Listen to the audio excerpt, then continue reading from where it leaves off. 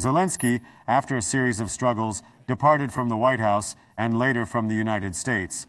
Following his departure, he swiftly re-established himself as the shining European figure, evoking memories of the early days of the initial conflict. He reunited with that image, and he arrived in London where he was welcomed very clearly, very sympathetically, and very sincerely. Here is his photo with Stormer, and let's capture the moment. It was not merely a handshake. Upon arrival, it was more of a hug and embrace rather than just a handshake at the door. Prime Minister Stormer's reception showcased the warmth of his welcome, leaving no doubt as to the support he enjoyed. As they arrived at the door of number 10, they said, "Let's hug again."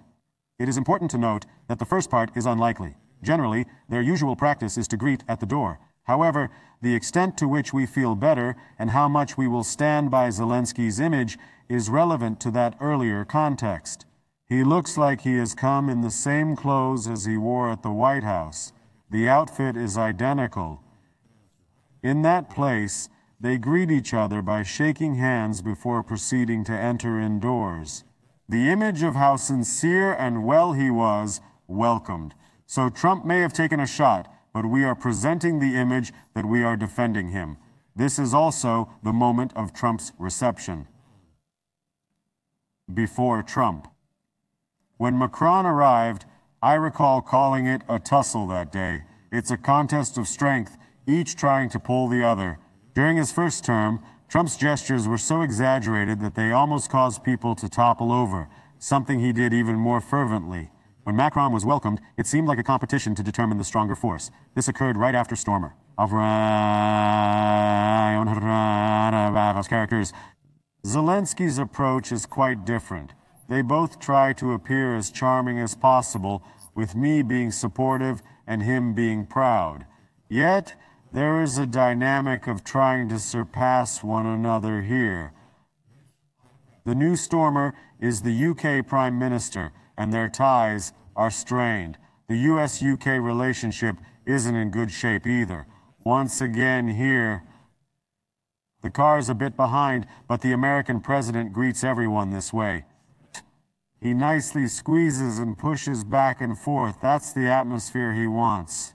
After that, Trump is already very skilled in these hand and arm gestures. He usually pretends to embrace. Right now, it feels like touching a Trump, just to let you know. If I touch him, it seems like I've faced the repercussions, but that's not how it goes. If the hand could extend a bit further, it could imply that I'm not scared of you, but when it's just a light tap, things don't go smoothly like that.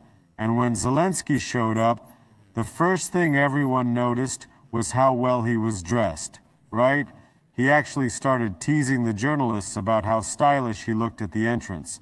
Eventually, it was understood that several times the teams organizing these meetings had mentioned to Zelensky that he should wear a suit.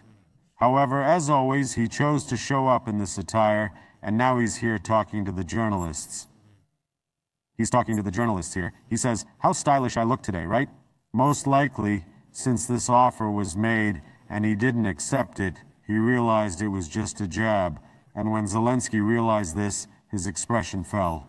We had already shared this segment with you in the main news bulletin. After that, as the day progressed, the fights and brawls that became known worldwide began to unfold.